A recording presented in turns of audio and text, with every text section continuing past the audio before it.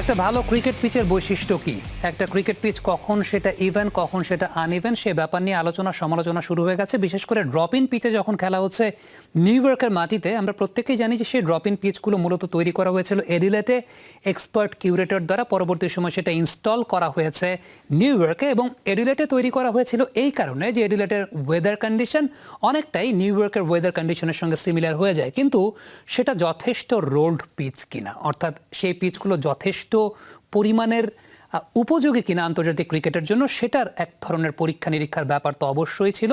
অনেক তাড়াহুড়া করে স্টেডিয়ামটা তৈরি করা হয়েছে, সেটা নিয়ে অনেক জায়গায় অনেক প্রশংসা হয়েছে, কিন্তু সেটার নেতিবাচকতার জায়গাগুলো কিন্তু প্রকাশিত হচ্ছে বিশ্বকাপের মাঠে। দর্শক, আমন্ত্রণ যমুনা টেলিভিশনের বিশেষ আয়োজন এক্সপার্ট স্টেবল উইথ স্বপ্ন নিবাস অ্যাসেটস লিমিটেড। আপনাদের সঙ্গে আছি আমি সৈয়দ আবিদ হোসেন সামি। আজ আমাদের সঙ্গে রয়েছেন বিশিষ্ট ক্রিকেট কোচ এবং ক্রিকেট বিশ্লেষক জনাব নাজমুল আবেদিন ফাহিম স্যারের আরও একটা পরিচয় যেটা অনেক দর্শকরাই জানেন না, ফাহিম স্যার আইসিসির অফিসিয়াল কিউরেটর হিসেবেও কাজ করেছেন, এবং এই জায়গাটাতেও স্যারের একটা এক্সপার্টিজ আছে। এবং স্যার, এই কারণেই আজকে আপনার সঙ্গে আমরা খুব সম্ভবত আমাদের যে ডিসকাশনটা 25 মিনিটের ডিসকাশন, ম্যাক্সিমাম আমরা উইকেট নিয়ে আলোচনা করতে চাই। প্রথমত সাকসেসফুল এবং ভালোভাবেই চলছিল, এই ক্ষেত্রে হয়তো সেটা সেভাবে চলবে, হয়তো হবে একটা সময় এসে এটা হয়তো অ্যাডজাস্ট হয়ে যাবে এই গ্রাউন্ডের সাথে, বাট এই মুহূর্তে যে হয়নি এটা খুব স্পষ্ট।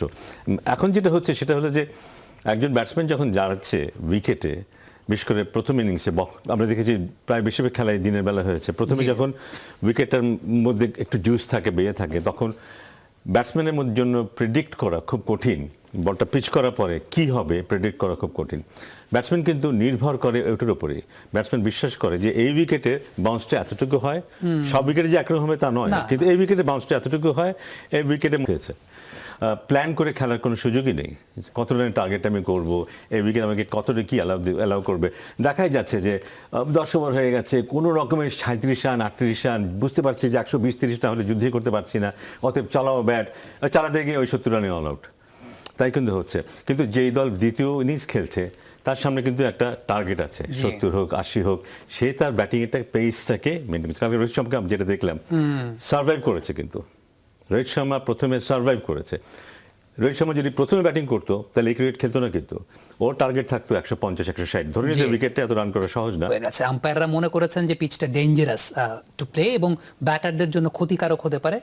গতকাল আমরা রোহিত শর্মাকে দেখলাম, তিনি ব্যথা পেয়েছেন, কাঁধে ব্যথা পেয়ে তাকে উঠে যেতে হয়েছে। ইভেন এর আগেও বেশ কয়েকটা বল পাওয়ার প্লের সময় তার হেলমেটে লেগেছে, কাঁধে লেগেছে, গ্লাভসে লেগেছে আনইভেন ওয়েতে। সো এই জায়গাটায় আইসিসির প্লেইং কন্ডিশনে যে ধারাটা আছে, আমি যদি একটু আমার এই জায়গা থেকে পড়ে শোনাই, খুব সিম্পল দুইটা জায়গা বলা আছে যে একটা পিচকে পোর রেটিং দেওয়ার জন্য, the pitch offers excessive seam movement at any stage of the match, the pitch displays excessive unevenness of bounce for any বোটা ড্রপ ইন পিচ রয়েছে। 3টা ব্যাটারদের জন্য, 2টা বোলারদের জন্য, আর একটা হচ্ছে থ্রোয়াররা বল থ্রো করবেন, ব্যাটাররা ব্যাটিং করবেন। এইভাবে 6টা ফ্যাসিলিটি নেওয়া হচ্ছে। বাংলাদেশের খেলা রয়েছে এই পিচেই সাউথ আফ্রিকার এগেনস্টে, এবং প্র্যাকটিসের জায়গা থেকে চিন্তা করলে ডালাসে কালকে বাংলাদেশ প্র্যাকটিস করেছে, খুব 15 দিনে মনে হয় 4টা প্র্যাকটিস সেশন বাংলাদেশ করেছে। সো আজকের মতো শেষ করছি এক্সপার্ট স্টেবল উইথ স্বপ্ন নিবাস অ্যাসেটস লিমিটেড। বিশ্বকাপের সব আয়োজনে থাকুন যমুনা টেলিভিশনের সঙ্গে। বিদায় নিচ্ছি।